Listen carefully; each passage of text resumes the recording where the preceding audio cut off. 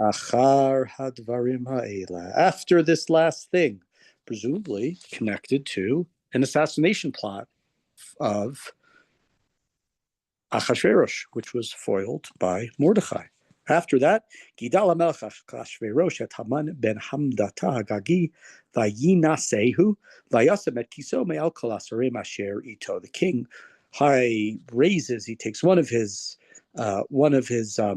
advisors, and he promotes him to second of command. This person is Haman, and he is a descendant of Agag. He's an Agagi, and we readers of the Tanakh understand Agagi. Agag was the king of Amalek when Shaul went to destroy Amalek and was unsuccessful. And so it's impossible to read this book as not a second story hundreds of years later after Shaul versus Agag, the Jewish people versus Amalek. Mordechai Ish Yemini from the tribe of Binyamin attacking the descendant, or I don't know if he attacked, but the versus Haman the Agagi. So Haman is made second in command. No other person is close to him in terms of importance.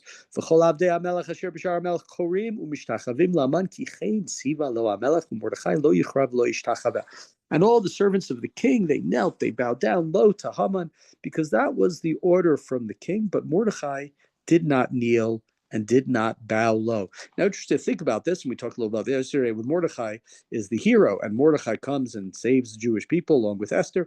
But at the same time, is Mordechai also sort of endangering the Jewish people by not bowing down to Haman? Well, you could say that you could say that's not the case, because Haman doesn't know. Haman doesn't know that Mordechai is not bowing down to him. That's not something that's told to Haman. It's first told by the people around Haman that Mordechai is not bowing down to, which we'll see that verse is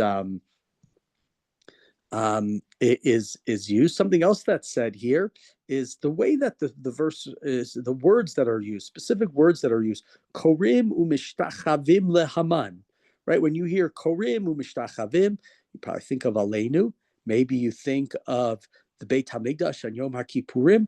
And this may be the reason why the rabbis explain that Mordechai doesn't bow down because Haman had an idol around his neck. That maybe there was some sort of idolatrous thing going on here. Mordechai is not just doing it for no reason, that maybe there is some religious reason why he is not bowing down to Haman here. It's not just random, and maybe that's why the words that are used, like with Yosef, when Yosef and the brothers just mishtachavim li, there's no this korim or mishtachavim, right? It sounds very ritual in terms we think of Aleinu as on a daily level. We think of the in the Avodat Yom HaKippurim. So the words here that are used is a little bit stronger than just bowing down the way you go to Japan and you bow down because that's ceremoniously what you would do. So Mordechai doesn't do this. Continuing, but Mordechai doesn't do anything to offend Haman. He's just not bowing down. We said yesterday, maybe because it's a loyalty test. Mordechai doesn't have to prove his loyalty. They don't say, why are you not bowing down to Haman? The issue is, this is a decree from the king, and you have to follow the decree of the king. Why are you not listening to? So we have an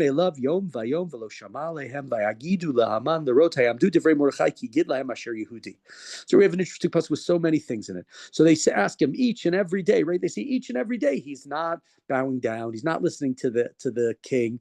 And after each and every day, they go and they tell Haman to see whether Mordechai will continue to not bow down to Haman. Now, this last phrase, because Mordechai had told them that he was a Jew. There are two ways of understanding. I think the most common way of understanding it is the reason that Mordechai gave as to why he didn't bow down to Haman was because he was a Jew. And you want to say the Korei Mishtachavim, like we just said moments ago, about sounds very ritual, it sounds very worshipful. Or if you want to give another idea, that Haman is here, is depicted as a descendant of Amalek. Amalek is the anti-God. Amalek is the enemy of morality. Amalek is the death cult, the ones who attack, the ones who look to destroy. Mordechai not bowing down is he's not bowing down to the king. He's not bowing down to the culture of Amalek. He's not bowing down to the culture of ISIS, to the culture of Hamas. He's not bowing down. That's why he's not bowing down. Different ways of understanding why Mordechai is doing so. Maybe we'll talk a little bit more. That's one way of understanding this verse. Second way of understanding this verse is not that he said to them, I don't bow down to because I'm a Yehudi, but rather these were anti-Semites. And why did they go to Haman and tell him? They went to Haman because Mordechai is a Yehudi and they want to get him in trouble. Right? Look at the end of the verse. Right? They went and told Haman to see if Mordechai will continue to stand and not bow down. Why? Because he was a Jew and they wanted to tattle on him. So there are a couple of different ways of understanding this. Just one other thing, then we'll go on in this chapter. These words, when it says Yom Vayom, which it said earlier about Mordechai when he went to check on Esther, we many comparisons. I think we talked a little bit about Mordechai and Yosef. And when the wife of Potiphar is trying to get Yosef to sleep with her, it says that she went Yom Vayom, each and every day she went to him and said, sleep with me. We don't know if it was one time a day, 10 times a day. And of course, Yosef there says no. Yosef says, "V'chatati leElohim." It will be a sin against God if I sleep with you as a married woman. And Mordechai here is also Yom Vayom. So there's some similarities there between this, which goes well beyond, but at least some food for thought for you to think about, and maybe come back to me. But here, verse 5, okay. So Mordechai didn't show off that he wasn't bowing down. It's only after it was pointed out to Haman that Haman specifically looked for him. And then what happens to Haman? Allah Achashverosh, he gets very, very angry.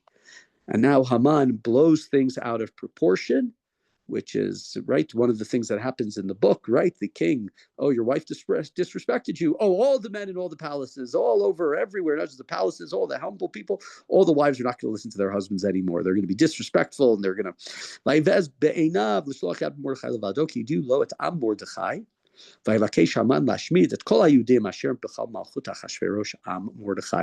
And because they told him that Mordechai was a Yehudi, was from the tribe of Yehuda, we'll just say a Jew, Haman wanted to destroy all of the Jews in the entire kingdom of Achashverosh. Something that's interesting there, we identify him as Mordechai Yehudi. Mordechai, mentioned the other day, Marduk, name of the Babylonian god. Esther, we said like Ishtar or Esther, like a star, another Babylonian god, the male god, the female god. But Mordechai is not obviously Jewish. They had to tell Haman that he was Jewish, right? They had to tell him that he was Yehudi, he was a Yehudi. It's not obvious from this verse. It seems that he did not know he was a Yehudi. So Mordechai is not outwardly, he's not walking around in Hasidic garb. He doesn't have the shtreimel of the Rav Elimelech of Luzhensk. Continuing pasuk Zayin, verse 7. B'chodesh harishon chodesh Nisan b'shnat shnei masar l'melech Achashverosh hipil pur hu agoral l'fnei Haman miyom liyom b'chodesh shnei masar chodesh Adar. So here, what does Haman do? He casts a lottery. It's the month of Nisan, the 12th year of King Achashverosh, to see. And what happens?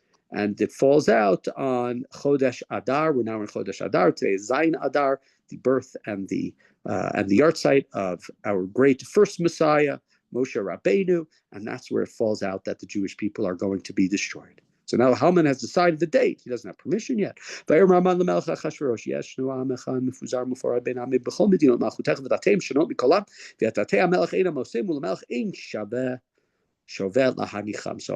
Achashverosh and he says to him, there's one nation that's scattered all over, and they don't listen to your rules. They're not loyal to you. And what does it make them sound like? They're a threat. If an enemy would come in, they have informers and they have people who would be partisan to their side and who would maybe rise up against them, rise up against us and join an enemy force. He doesn't say it outwardly, the same way that Paro says that straight away in the opening chapter of the book of Shmot to start the hatred and the enslavement and the throwing of the babies into the Nile River. But we have a very similar thing here about the Jewish people. They're not loyal. They're not one of us. They're not part of us. They do their own laws. They keep to themselves. And thus Mordechai, and that's Achashverosh, not Mordechai, not Achashverosh, but Haman. He says, therefore, in verse 9, Elimelech Tov, Yikatev Labdam, Vaseret Alafim Kikar Kesef, Eshkol Yudeo Seam Lacha Lavi El Ginzei Amel. So if it pleases you, king, let an edict be drawn for their destruction. And, in fact, I'll even pay 10,000 talents of silver to the royal treasury. Now, you would think the king would say, well, why does he want to pay money to destroy my enemies? What's going on here? But that's not what the king does. The king just gives his seal of approval and literally his seal to Haman. And here we see, it's telling us he's Haman ben Hamdata Ha'agagi. Again, we're being told he's Ha'agagi. He's a descendant. He encapsulates and has the qualities of Agag, and he is the enemy of the Jews. And the king said, the money and the people are yours to do with as you see fit. Do what you want to destroy these potential enemies of the state. Secure my kingdom. So it's the month of Nisan, the 13th day of the month of Nisan, 11 days before the date of destruction. So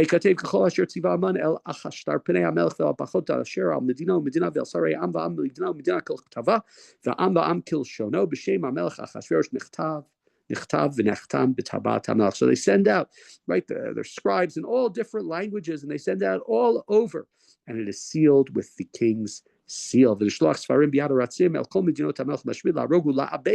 את כל היהודים מנער ועד זקן, טף ונשים ביום אחד ב13 לחודש 12 לחודש אדר, ושללם לבוז. And in 11 months from that very day, the entire Jewish people, young and old, men and women, right, children, are going to be destroyed, all of them. And you can take their possessions. Obviously, if this is Amalek versus the Jewish people, which would make a lot of sense, the Jewish people's command was to destroy all of Amalek. Debate whether it's Zecher or Zecher, in terms of the reading, the reading of Parshat Zachor. But this is due to the Jews what it says in the Torah to do to you, Amalek. Continuing verse 14. The text document was proclaimed in every single province. It was put on the doors of the public so that everybody would be ready to go kill a Jew on the 13th day of the month of Adar, some 11 months from now.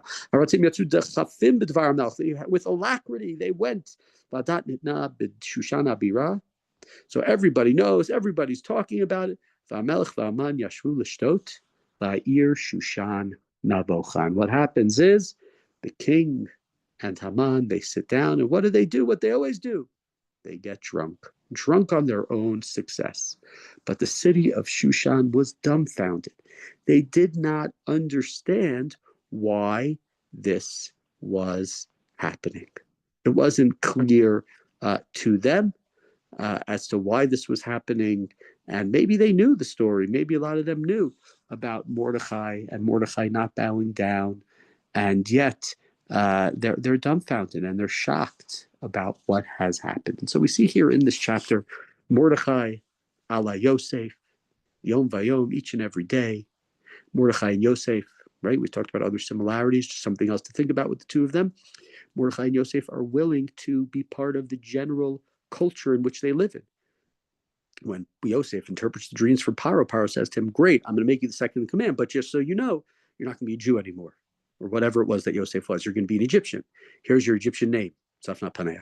Here's your Egyptian clothing. Here's your Egyptian necklace. Here's your Egyptian chariot. Here's your Egyptian wife from the family of the priests. So we don't see Mordechai that much, but Mordechai is clearly, he's got the name that doesn't sound very Jewish, Marduk.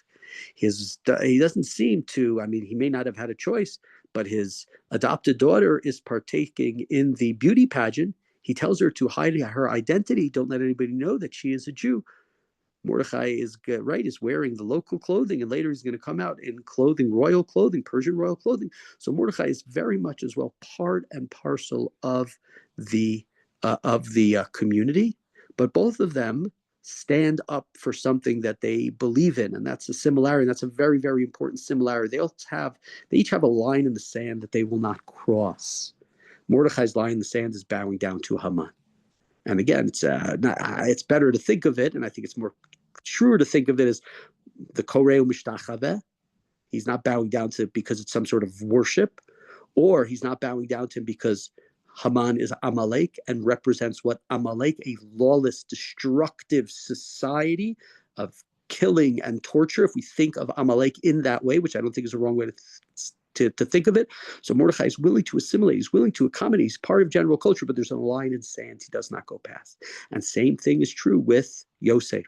Yosef takes the Egyptian name and the Egyptian wife and the Egyptian this, Egyptian that, but there's a certain line in the sand he will not cross. It's earlier in the story, there's this part of the story, but that line in the sand sleeping with this married woman. And so it's an interesting thing just to note about and to think about. We're all somewhat or very assimilated into American culture of the 21st century, of the 20th century. We may not like many aspects of it, but I don't see anybody here, with the exception of Shmuel, wearing a Hasidic garb, which of course is just an 18th century Polish nobility wear.